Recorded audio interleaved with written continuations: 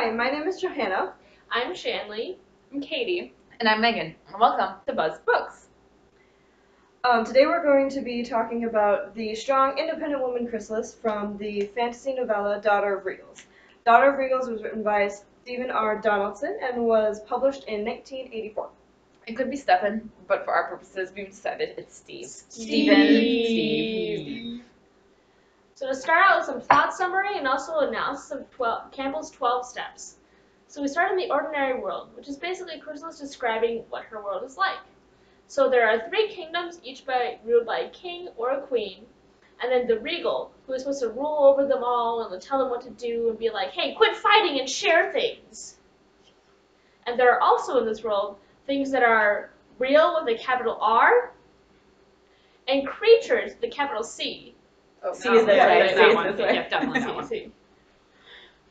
And so the person who's the regal is both real and a creature, and that's why they can rule everyone. And her call to adventure is basically that her father was a regal before her, so she has regal blood. So her calling is basically by birthright. And she's been kind of taking tests to assess her realness, but she's kind of been shaman so far because she's been failing all of them. It's not good. No bueno. No bueno. There really is no refusal of the call because, like most people, she's pretty stubborn in her ways. When she meets with her mentor, which is her mage or like her wizard person named Regals, she kind of entertains the idea of like, well, what if I didn't ascend the throne? What would I do? And he's like, well, you could marry someone and then have a kid who could ascend the throne. And like he keeps pushing this like real hard. real hard. Real like, hard. You should just marry someone. Strongly suggests it. Mm-hmm. And she's like, nah, bro. nah. Nah, bro, that ain't me. So that Nabro is her crossing the threshold and committing to her attempt to ascend to the throne instead of getting married and trying to produce an heir. She's not about that life. Which is because no regal has ever been a woman before. It's Yeah. always been men. Yeah, which is why there's so much doubt around her And ability also, to like, become a regal. All of her potential Patriarchy. marriage prospects are kind of sucky. They're Yeah. kind of the worst. Not cool. Literally the Yeah. worst. So she has lots of tests and allies and enemies. Her mage Regals is her ally in this process, and she knows that without him, she won't be able to ascend, even though it is going to have to come from within her. So she attempts to ascend in private before the eve of her birthday. So she tries to touch this stone, and if she can, like put her hand on the stone, she becomes the regal. If she can't, and it's like a force field, then she fails. So she fails at this test, but stays committed to her goal. And then some enemies are the other 3 rulers. So the approach is when the night of her ascension arrives, she talks to all the guests, eats a meal, it's this whole ordeal thing. She meets this really hot guy named Wallen, who's a servant. Like, it's exciting. So then Wallen and Chrysalis go to her private chambers, and then it's there that we find out. Yep, scandalous. There that we find out that Wallen is actually an ally of one of the queens and that they are plotting to kill her. Basically, he's running like this rebellion and has this alliance, and he's like Han Solo, but like Han Solo was a jerk and not a good guy. Yeah.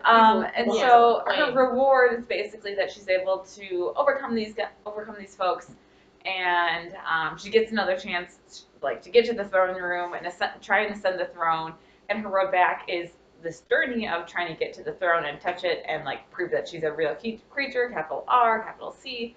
And everything is going to hell around her. It's the Great Hall, except there's magic everywhere. There's sword fighting. One of the kings is like, I'm not going to try and marry her. I'm going to be a good person. There's this magic dragon flying around. So, Breathing yeah, fire. it's like super foreshadowing because her resurrection is that Chrysalis takes her real, capital R, form as a dragon and destroys all these armies like the, boss that she is. And she returns with the elixir. Yeah, she's Yas Queen so much. So she returns with the elixir, pretty much being that she ascends the throne and is like, you guys were a bunch of jerks.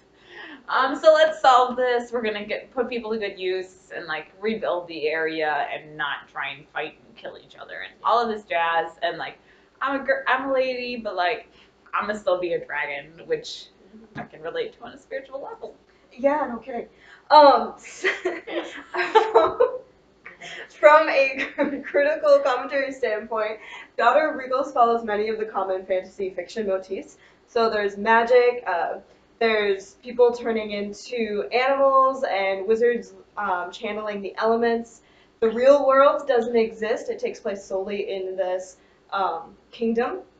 And there's the classic battle between good and evil. And then, of course, there's the special character types of, like, fantastic beasts. So, you know, the phoenix, the basilisk, and Dragon. dragon, Dragon. of course. And then, of course, sorry. Our script is The gone. best- It's fine. The best part is that the author takes this It's like crazy, gone, fantastical element and makes it relatable, and does this through the character of Chrysalis. So she's flawed, and which is frequently noted, All the time. Often. but she faces these really crazy, fantastical challenges, and she overcomes them. So she finds the power within herself that she didn't even realize she had, which is really great and empowering. It's kind of like college. Yeah. You go in kind of feeling stupid, you fight the challenges, and you come out perhaps smarter. Which is Maybe. Which is why we 10 out of 10 recommend that you read Read. Daughter of Read. Regals, and also to stop at Buzz and be responsible with your drinking. Probably brought to you by Buzz. Buzz Books, Buzz everyone. Books. Buzz Books. Woo! And also make sure you know how to turn off your computer. Camera.